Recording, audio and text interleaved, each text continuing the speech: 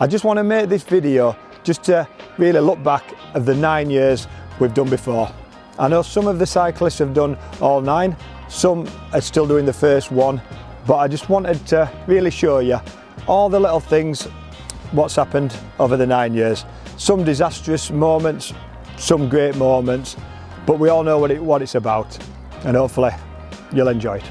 But there were 24 of us signed up, and then the fixtures came out, and about 10 minutes before they were released publicly, I got a message from Sean saying, "You're not going to believe this."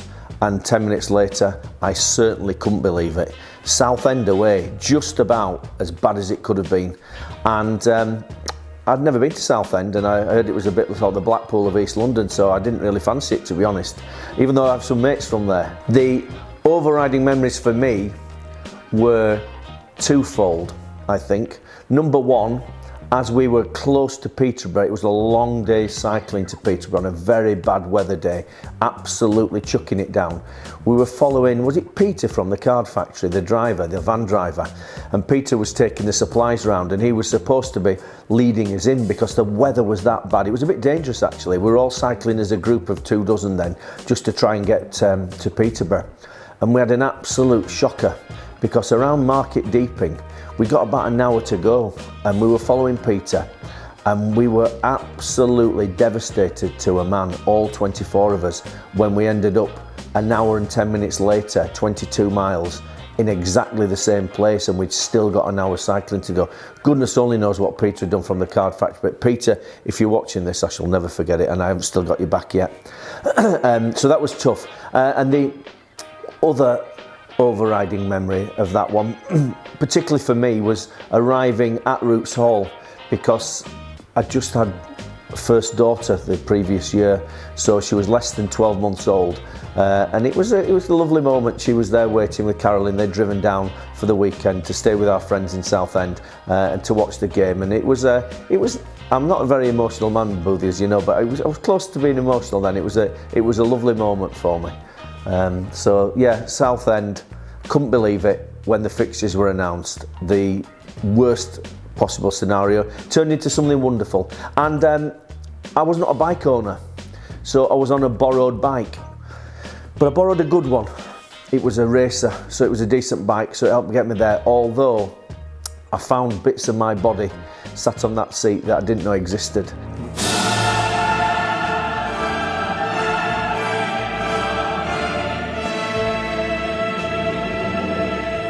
On the 5th of August last season, me and 22 fellow cyclists set off on an epic journey, a bike ride of a lifetime with Southend United to raise money for the Yorkshire Air Ambulance and our academy in a great initiative called the Keep It Up. This season, I'm glad to say we've decided we're going to give it another go. Where we're going to go, Brighton and Hove Albion. Last away game of the season.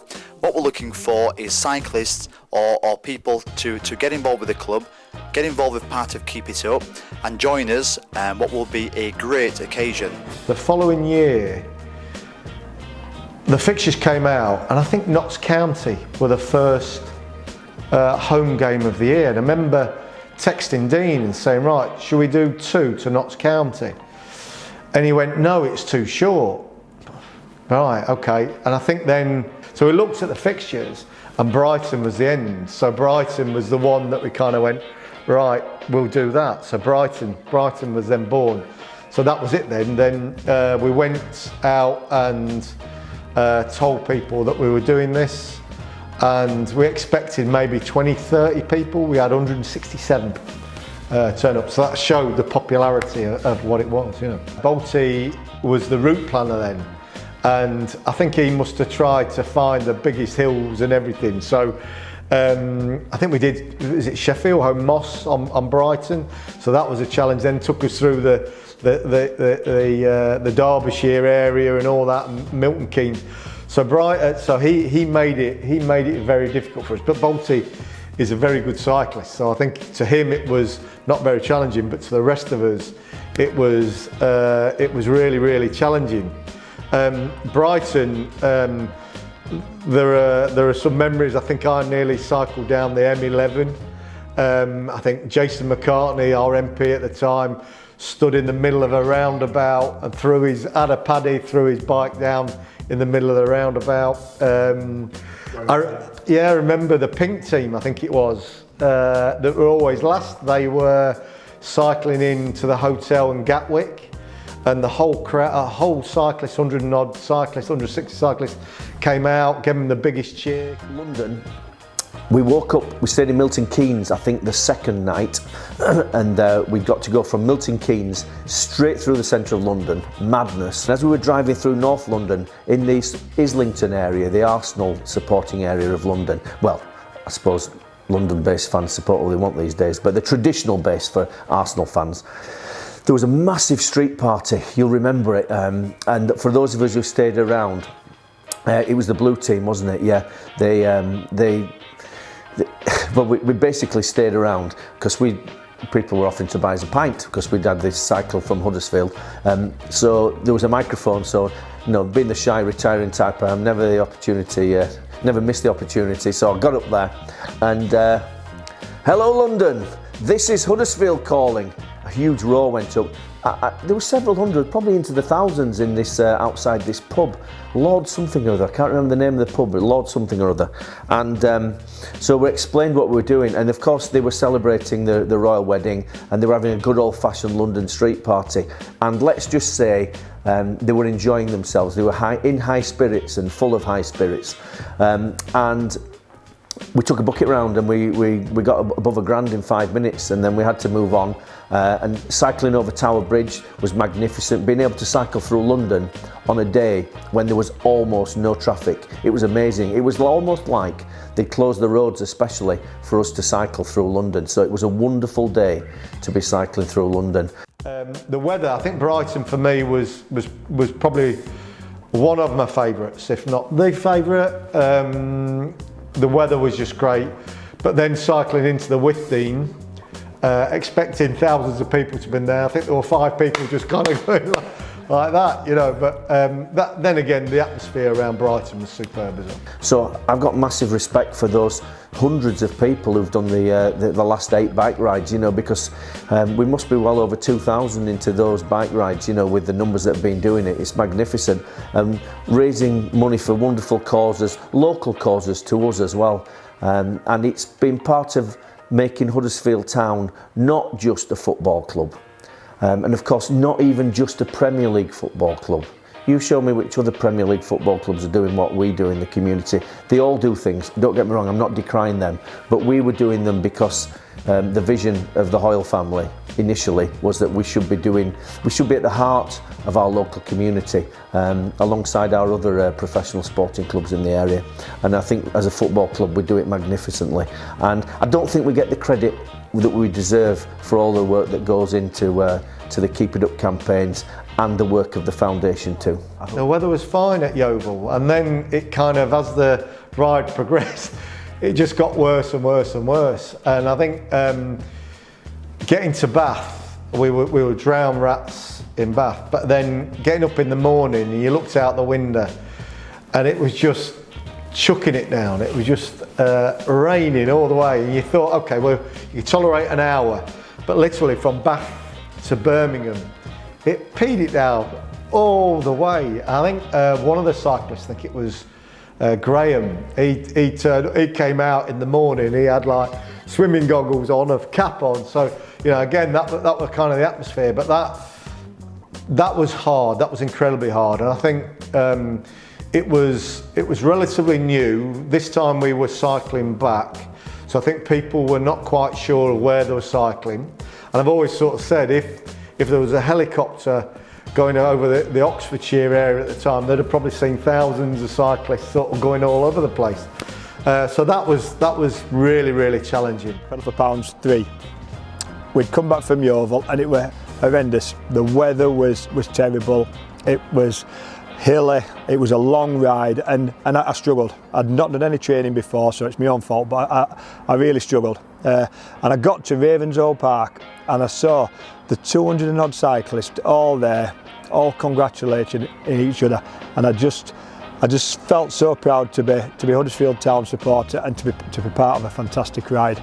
And the standout moment of me though, I was at the back and we all set off to go to the stadium, and we were all cycling down St Andrews Road, and as I said, I was one of the back markers, and all I could see was blue and white shirts riding on the bike. It just completely filled St Andrews Road, and that memory stuck by me ever since. And yep, we've raised some fantastic amounts from great charities, but that moment for me just stood out for what the club means and the community spirit in what's involved in this ride. I give you our chairman, Dean Oil.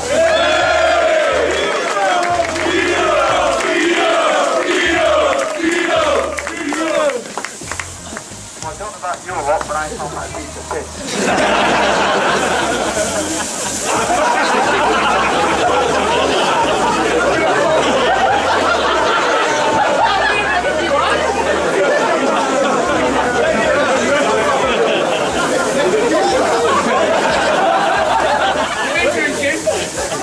Can you hear me?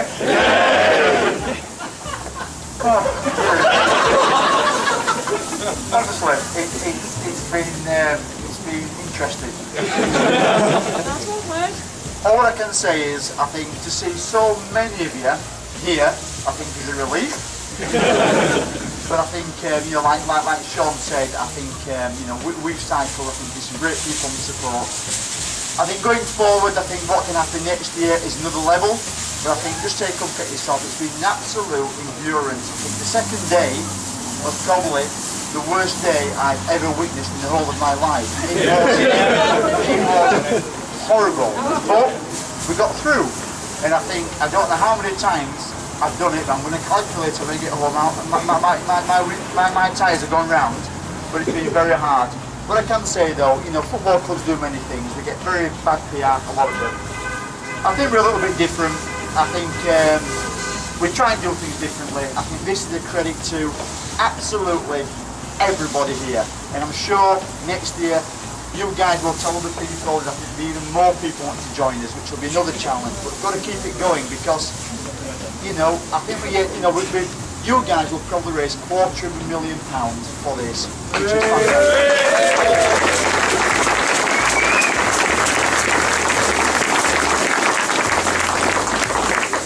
How can you not get on your bike to raise that kind of money? Well, I can understand why. I think when I came in as academy manager, you know, and I'd only been in maybe a week or two, and I wanted to get to know, obviously I know the club, but I wanted to know what they were doing. And when I heard about Pedal for Pounds, I thought it was a fantastic project to do, that the club do, and especially when I found out it was the academy, you know, it was good for the academy as well. And you know, that's how it started really. The trip from Huddersfield to Hull was a cigar job. It was fantastic. It was one of them where I remember going down the canal bank, getting in towards Hull. I thought, wow, this is good. And then we had a night in Hull, and we had some nice Italian food. My daughter Georgina did the ride with me, part of the Lillis family. And then the next day, I was buzzing, thinking, this is quite easy. And then all of a sudden we were going to Scarborough, and which was a bit tough. And then all of a sudden we was coming down a hill, which was a bit dangerous, but it was so easy to get down. And just near the end of getting to the bottom of the hill, I just thought, something clicked in my mind and went, you need to ride up this next morning. And I thought, sugar, how am I going to do that? Anyway, next morning we got up, and yeah, and that was tough. And then it was one of them where, welcome home, you know, you've got to see, you know, the training and all that you do, you have to dig into it. But I think the mentality as being a footballer, that got me up that hill. I think it was Sutton Bank Hill. I've seen some lads getting up there, some lads flying past me, some women flying past me. I remember the tricycle with the two women on, they were brilliant. Attacking that Sutton Bank Hill. There was a time out there where you're on your own, I'd lost all the other riders, and you're going up and it's coming, keep coming ahead, just have a little stop and you'll be all right. But the hill's still going, so when you get off your bike, you're going to still have to walk up a hill. But it's like the two shoulders, one saying you need to give up, the other one, no you don't. And he's going, yeah you do, no you don't. And you go with this one, you don't give up. And to get up that was hard. The worst moments on the bike ride, there's been a lot. I've been in a lot of dark places, and probably my own fault. I never trained. I never liked cycling, so I'm only ever going to do 4 days a year cycling. So there's been a lot of times where I've struggled, and it's been great that I always were in the blue team, and I've had a lot of people that encouraged me and got me through the rides. But I think probably my worst moments have got to be when I finish the rides and I'm dying for a bath, looking forward to a bath, and some of the hotels we've been in, and I'm looking, I'm thinking, who the hell have booked these hotels? And the main one has to be the Grand at Scarborough. I was told we're going to the Scarborough, we're staying at the Grand. I thought that'll do for me, I'm happy with that. We'd cycled nearly 100 miles that day, tough ride, and to get to the Grand, and my first memory is Dean and Janet coming down, telling me about their rooms that were terrible. And I've held this secret, and I didn't dare want to say it, but I went to my room that night, and I'm sure I got the best room in the hotel.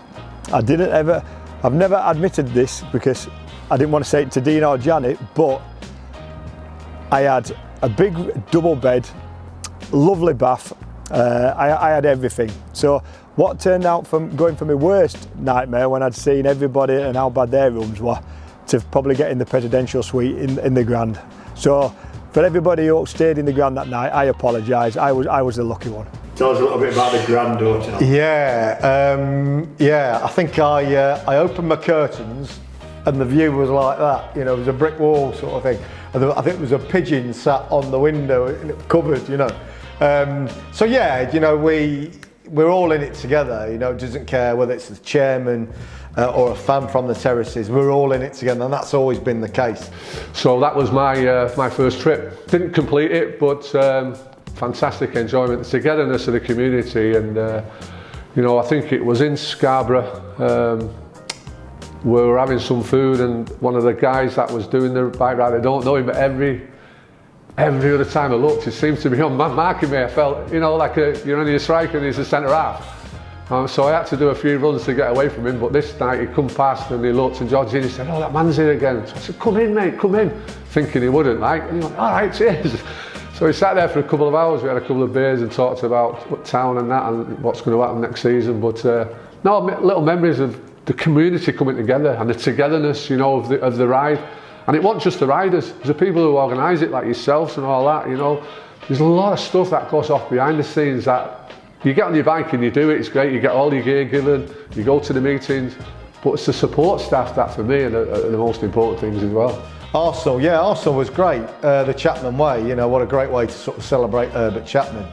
And you know, for me, I think one of my abiding memories is when we were all stood on the steps at Highbury, at the Emirates, and we're all in the kit there, and the fantastic photo, and I think that's probably my favourite photo actually, is where we're all stood there. It's a great image, and it's like Huddersfield town, you know, we weren't in the Premier League then, had done this great exercise, 280 odd cyclists, maybe even more, I can't quite remember. There were a lot, all stood there in the kit, it looked absolutely fantastic. Blackpool was a weird one, wouldn't it? For many reasons really. We did Blackpool because we said we wanted to do it maybe 1 or 2 days, so we could maybe open it up a little bit to sort of see if people could come. And they did, you know, some did. But I still think now probably 4 or 5 days is the right way to do it. Blackpool was great going out. I think as cycling along the towpaths by the canals, the weather was there, it was flat, it was beautiful, you know, the club were doing well.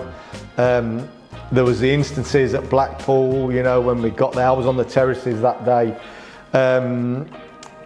But getting to Blackpool was fantastic because we all arrived, sun cracking flags, everybody was celebrating on the front, if memory rightly, in the shadows of the tower. So that was a brilliant atmosphere. I think a few people went out, me included, went out that night, saw the sights of Blackpool, went to the game. The game, as we all know now, was one of the most bizarre games in the history of the football club.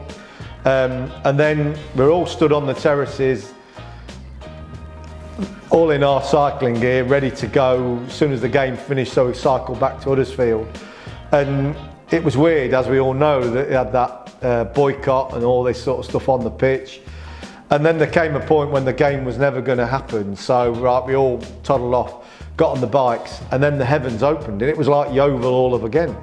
So I think we had maybe 4 or 5 hours of heavy rain, and you're thinking, oh, it's like Yeovil. But then as we got closer to Huddersfield, it was getting dark, but the rain stopped. And then we all arrived, I think, back in Huddersfield around about 10, 11 o'clock at night, which was a great atmosphere again. So Blackpool for me was a bit of a strange one, was a bit of a bizarre one, but it was great nonetheless. This was the first ride that I completed, and I think I have to pass that on to my lad Jacob, because he kept me going, because there was times, it was tough where, you know, I think I'm not going to get back to Huddersfield here, but I think he was fantastic for me. I remember coming up a hill just before we were getting into Huddersfield, and I was struggling badly, and as I'm head down, arse up, can't really say that, but head down, arse up, I was going up the hill and I was struggling, and all of a sudden a hand come on my back and started pushing me, and I looked at me, my son. So I thought, wow, that's fantastic. And we got to the top of the hill, you know what like Huddersfield's like, all the way down, and that was mostly the best I've felt coming down into Huddersfield, seeing the stadium, people passing us on the bikes, people clapping us in. And I thought, when we got back, and I've achieved it, you know, we've done that. But going to Anfield as well, and staying in Liverpool, and going to go have pictures took outside Anfield with the Shankly, what do you call them? Statue, yeah. Was fantastic, but being in Liverpool, you know, we were having a picture and someone's bike got stolen. So there was a bit of we sorted that out. Well, I didn't sort it out, someone sorted it out, but it made me chuckle. Good morning from Anfield. And there is the Bill Shankly statue outside this famous stadium. And this is the beginning of the end as far as Pedal for Pounds edition number 7 is concerned. Day 3 is about to start, and this is actually the rollout for the various teams. Team Turquoise up to the roster. Good luck to you all. 70 miles ahead, and that is the site of the Huddersfield Town Peloton, just getting ready to roll out. And with a bit of luck, I'll see you sometime at Canalside at around 5 o'clock this afternoon. If you're looking for people entering Yorkshire, by the way, we are going to come up from Upper Mill and enter Yorkshire via the A62 and drop through Marsden and Linthwaite on the road home to Canalside. And if you want to donate, it is justgiving.com/keepitup for the Yorkshire Air Ambulance Keep It Up campaign. That's what we're raising funds for. Thanks for your company, and I'll see you on later on. But no, that was a really nice bike ride. That, you know, there's a good, like I said, the community and the togetherness of everyone.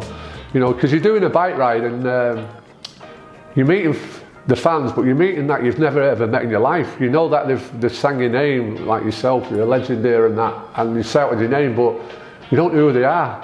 But when you're on the bike ride and you're having a beer or you're going for food, you get to know them. So sometimes you build relationships and keep on, you know, in contact with people. It might only be one, it might be a group of them, you know, and I think that was that's our club, isn't it? That's part and parcel of what we do, and that's our DNA. So you know, I wish I can do another one, and I obviously can't make the 10th one, but for what they've done over the years, 10 years, you know, to keep it going. You know, other clubs only do something for a year and it fizzles out. Give yourself credit and all the people around you and all the support. To keep it going for 10 years, it's unbelievable. As the bike rides go on, it gets challenging in terms of what you do. And as I sort of say, you know, we'd been the length and the breadth of the country, we'd done a number of routes, and it's kind of then thinking, how do you sort of challenge that? How do you make it a little bit different? So the team kind of then sit down to think about what we do. So there's like Robin, there's Rachel, there's Katie, of course, from Yorkshire Air Ambulance, and yourself, Boothy, and you kind of look at the club and you look at the fixtures and go, right, well, what do we do? Well, of course, at this point, we had the German influence. We had Mr. Wagner, who was involved in the club, and the Dortmund connection. So that came up. I think it might have been you, Boothy, that may have mentioned that one, so you can possibly take credit for that one. I suspect it was probably maybe the other team around you, but we'll give you that one. And I think we kind of went, ooh, that's a bit of a challenge to go abroad, and we're a bit nervous about it. And I think we chatted to Dean, and Dean was nervous about it as well. But then there comes a point where you kind of go, yeah, let's do it. So Dortmund was born, you know, and that presented a lot more challenges, you know, getting the bikes across, all those sorts of things. When I was on the support team, yep, Dortmund was probably Katie and Robin was just coming back from maternity, so this was the first ride I helped organise, and my job was to make sure the bikes got to Dortmund in one piece, which I managed in the end. But we all know the story, and when I got a phone call about 7 o'clock in the morning, Paul Hale from Maritime, who does an absolute fantastic job with the bikes, he has done for the last 3 years, rang me and said, and I was hoping that he was just going to tell me that the bikes were 10 minutes away, everything were all right. And he rang me and he said, we've got a problem. The bikes are not arriving yet.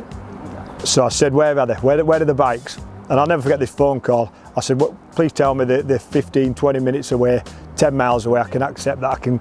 The cyclists were all ready in their cycling outfits. They'd all checked out. And I could have managed them if they'd been 10, 15 miles away. He said they're in Belgium. And I've got to admit, I'm not very up to date with geography. Don't really know where places are in the world, but I knew I was in Germany and I knew Belgium wasn't in Germany. So for him to tell me the bikes were in Belgium, my heart just sank. I knew I had the chairman, the commercial director, 120 cyclists, all the support team banking on me arranging the bikes, and they're in bloody Belgium. And I think we all got to Dortmund very excited. Fabulous, you know, everybody's there in the hotel. Looking forward to it, fired up night before, ready, waiting for those bikes to arrive, you know, adrenaline pumping. We were there.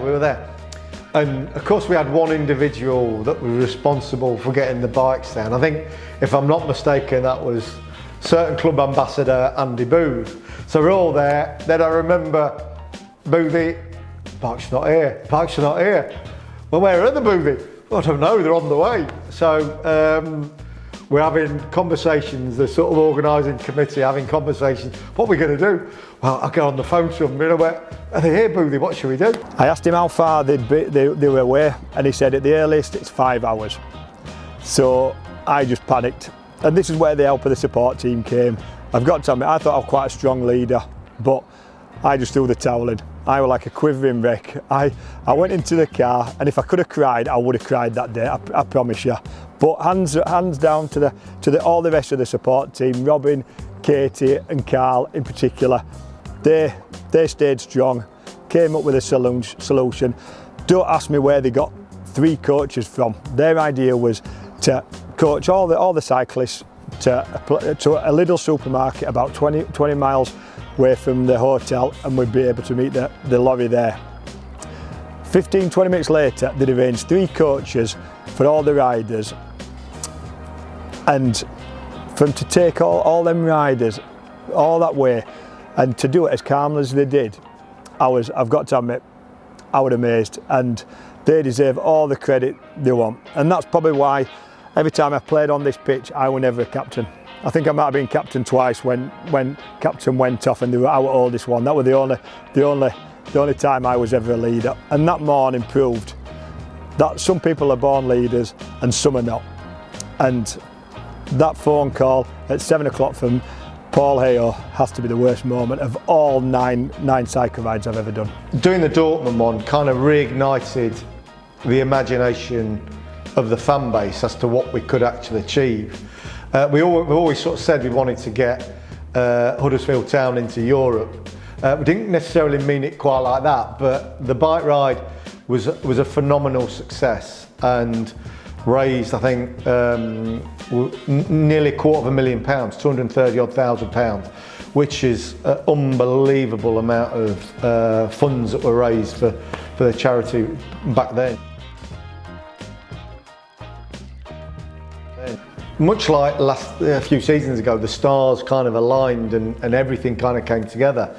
And it was 100 years of the First World War. And of course, we have a number of our players who sadly passed away during that war. And it felt right that we would do that, having got Dortmund under our belt. Anywhere in the world is possible. But cycling through those fields and seeing the war graves of France and Belgium were really heart-rendering, I think. You know, when you Thiepval and all those areas, and Laying Reefs was, and the poems that the club vicar did, I call him club vicar. Yeah, Paul Denial, I think, was part of that as well. You know, those things just made it very, very special. The weather was magnificent. Cycling along the beaches at Belgium, you know, absolutely stunning. So for me, that was probably my favourite. I think simply because of the memories that it created. You know, cycling back to Huddersfield from Hull as well. The lane of the reefs, all those sorts of things. Stunning, absolutely stunning. As a commercial director, seeing Dean and Janet at the Menin Gate laying that reef in front of all hundreds and hundreds of people all around the world, that's got to have made a lasting impression on you. Yeah, I think the Menin Gate was a special occasion, wasn't it? You know, and as you sort of say there, seeing Janet and Dean, you know, lay the reef in that area, which every day they do the last post. I think it's great for the club, great for all the cyclists to have been there and seen it. You know, so it was special. The second one, my second standout moment has got to be on P4P 9, last year's ride. I didn't, obviously I was on the support team, but I'll never forget, we'd had a great day cycling. We'd gone to 2 cemeteries to pay respects to the ex-players who lost their lives in World War I. But we got to the youth hostel in France, and it was the night when Huddersfield Town were playing Chelsea. And I'll never forget it. We'd got a live stream, Dean had been able to arrange a link for us, so we're confident that we'll be able to produce the match for everybody. We promised them that it'd be shown in the youth hostel. They all got there. Took us a little bit to get started, I've got to admit, but when the match started, I looked around and gradually more riders were coming in. And I'm sat there, I'm in a youth hostel in France, I'm watching Chelsea versus Huddersfield Town in the Premier League. We've got a bed sheet on the wall, and I was sat next to Janet Oyle, who an absolute bag of nerves. What a night that will be. I'll never forget the night. Obviously the result was unbelievable. The atmosphere, the tense, what the game had, it had everything. And then the celebrations afterwards, when that final whistle went, and everybody was just around hugging everybody. We'd stayed in the Premier League, we'd got 180 cyclists safely into France. We sat in a youth hostel, and I'm sat next to the chairman's wife, hugging her, celebrating, and I just thought, again, what a moment in my life. I've been lucky enough to play in Wembley Cup finals, but that night, I'll never forget it. It was interesting, on Pedal for Pounds 9, every now and again when Dean and I would kind of pass, we'd have that bit of debate about what should we do next year, what do you think, I've had this idea, what do you think? And Dean was adamant, he says, chairman's choice, it's the chairman's choice. And his mentality was flat as possible. So if it goes horribly wrong, it's Dean Hoyle's fault. But yeah, you know, and it's quite right that it should be his choice. You know, 10 is very significant, a decade of doing it. No better person to choose that bike ride. I've got to give credit to the 5 lads that have done every single one. You know, myself, Paul Rees-Vivian, I'm racking my brains now, Paul Rees-Vivian, Ian Marwood, of course, David Fryatt, another one, Ian Drew who cycled alongside me on a few occasions and helped me out on a puncture or two. So, you know, those lads, very humble. Apart from me, don't brag about doing all 10. I question whether they did them all myself. You know, I'm not necessarily saying Marwood did it. He's my captain, so I've got to be careful. But in credit to him, he did it. I think Drewy went away for a wedding one day, came back. So, but I'll let him have it. So there's 5 of us that have done it, and you know, credit to those 5 lads. For me, the cyclists, of course, are very important and raise money and this, that, and the other. But there are a team. There's teams of people around the bike ride that can be easily forgotten, and I think, you know, they are every single part of the bike ride. They are truly fantastic people. You know, people like Mark Ronan who do the route plans, Martin Bolt. You know, all those sorts of people that have been involved in it. You know, they're incredibly special, and they cannot be underestimated. What they bring to the bike ride, they give up their time, they get out there, they raise money, they're the ones that give you cups of tea, you know, and help you out, and when you lost your luggage, they sort it out. So they play a massive role in the bike rides. Without them, these things wouldn't happen. So, you know, they do their bit as well, and I think for me, I want to sort of say a thank you to everybody that's actually put their hands in the pocket and actually sponsored the club. You know, they're to be credited as well. They're the people that actually make it successful. You know, when they put £5, 10 quid, 100 quid, £1,000 in, they're the people that make it special. So finally, I'd like to just wish all the very best to all the town fans who are doing this year's Pedal for Pounds, the 10th edition. But it's not just town fans. I know that there's a few of the afflicted doing the cycling as well. I know one quite well, John Marshall from Marshall's Building Construction in Elland.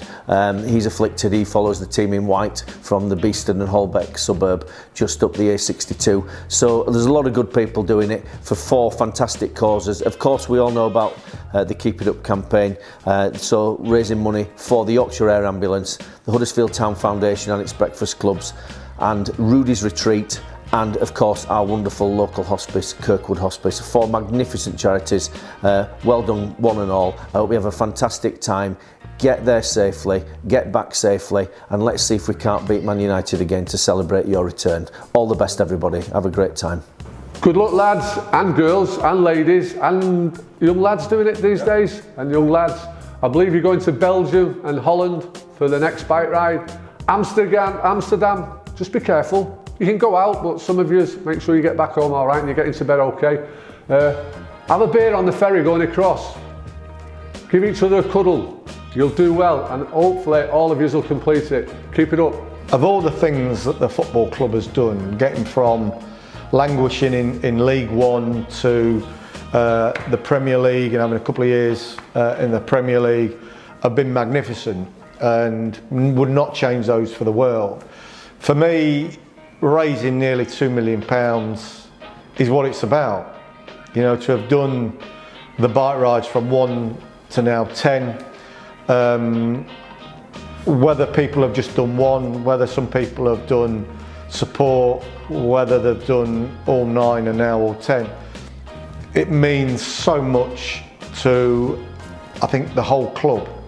And whatever happens in the future of Huddersfield Town, I think it can look back on these 10 years and actually sort of say, you know, and maybe more, we've raised nearly £2 million for Yorkshire Air Ambulance Academy and the charities that we now support. So I don't think there's any football club can actually say something quite as impactful as that, really.